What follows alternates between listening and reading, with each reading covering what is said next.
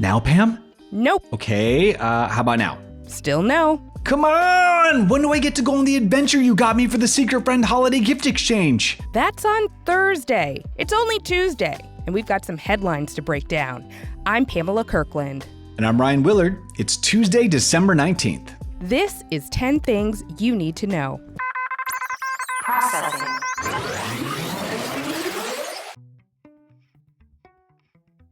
This week's word of the week is transportation, and we've got a lot to talk about from high-speed rails to skiing Santas. Let's get going. Last week, President Biden announced $8.2 billion in new funding to support 10 major passenger rail projects across the country, which would include the first world-class high-speed rail in United States history.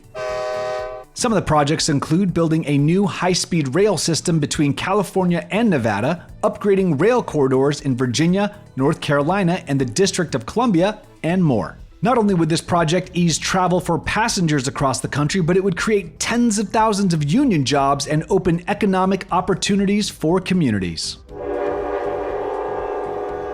High-speed railways would be a great solution for quick, eco-friendly travel. But what about potential delays and suspensions for repairs, or if you have to wait for a bull to cross the tracks? Morning commuters in New Jersey experienced a 45-minute delay for trains going from Newark Penn Station to Pennsylvania Station in New York City after spotting a brown bull with white horns on the tracks. Members of the Newark Police Emergency Services Unit were able to assist Port Authority PD and safely contain the runaway bull in a fenced lot. After being retrieved, the bull was transported to a local animal sanctuary to be cared for. Up next, wild weather continues as communities across Middle Tennessee were struck by deadly tornadoes that left thousands of Tennesseans displaced and without power. The severe weather left more than 17,000 homes and businesses without power, families without homes as temperatures hit below freezing, and took the lives of 6 people, prompting local officials in some of the hardest hit areas to declare local states of emergency. As communities across the state face a long road of recovery, there are ways you and your family can help. Visit the link in our show notes for information on how you can donate or volunteer to help those affected. Now, on to some space news. The Geminids meteor shower, one of the best meteor showers of the year, peaked last week. The Geminids began in November and runs through December 24th, but peaked this year on December 13th and December 14th.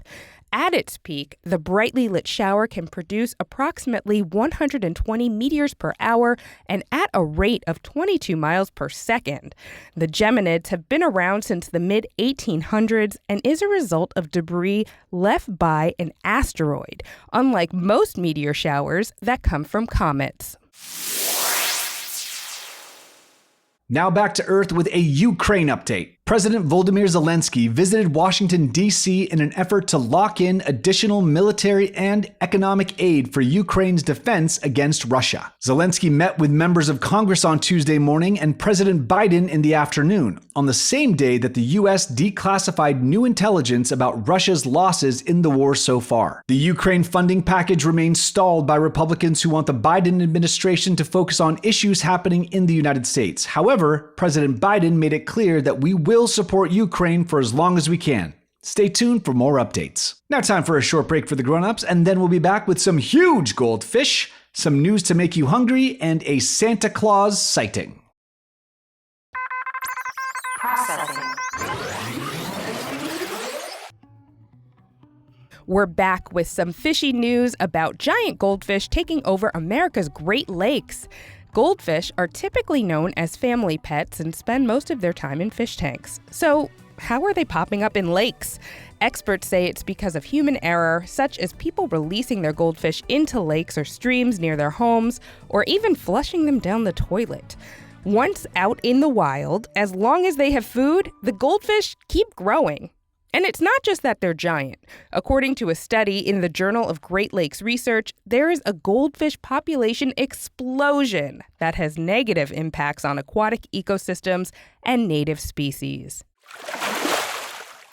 Speaking of species, a white leucistic alligator was born at a Florida reptile park and is only one of 7 to exist. Leucistic alligators are the rarest genetic variation of the American alligator, and this one is the first solid white alligator ever recorded to have descended from a nest of leucistic alligators that were discovered in the swamps of Louisiana in 1987. The female alligator was born at Gatorland, Orlando, where park visitors will be able to visit her and her normal-colored brother early next year. The park is also asking the public to help with a name for the female alligator, so tenors, if you have any ideas, let them know.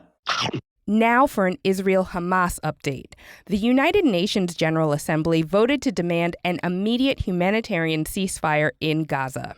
A majority of the 153 nations voted for the ceasefire resolution, while 10 voted against and 23 abstained from voting.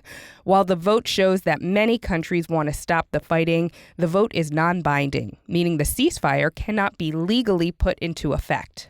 A ceasefire would provide safety to Gaza civilians and allowed for aid like water, medicine, and food to be delivered to the area. Calling all McDonald's lovers. We've got big news about a new chain that the fast food restaurant is rolling out called CosMc. CosMc's main focus will be on coffee and other drinks in an effort to boost afternoon sales as grown-ups' growing demand for an afternoon beverage pick-me-up continue. The first location opened on December 7th in Illinois, with plans to open additional restaurants in 2024. Some of CosMc's menu items include a churro frappe for coffee drinkers and other beverages like a sour cherry energy burst and a popping pear slush. We can't forget about the food, which is different from your traditional McNuggets and Big Mac. Instead, the new chain will offer items like pretzel bites, a spicy queso sandwich, and caramel fudge brownies. Yum. Man, that headline made me hungry. Good thing we're on our last one of the show. 300 skiing Santas took over the Sunday River Resort in Maine last weekend for the 23rd annual Santa Sunday. The event included skiers and snowboarders dressed as Santa, helping raise $8,000 to support the River Fund Maine. The organization is a 501c3 nonprofit dedicated to investing in the education of local area youth and the region's recreational assets that will eventually support a brighter economic future for the community. Since opening in 2018, River Fund Maine has been able to award 2 college scholarships of $20,000 a year for up to 4 years. So these Santas weren't just skiing in style, but in support of education. That was 10 things you need to know. Check out Thursday's episode where I'm taking Ryan on a special field trip.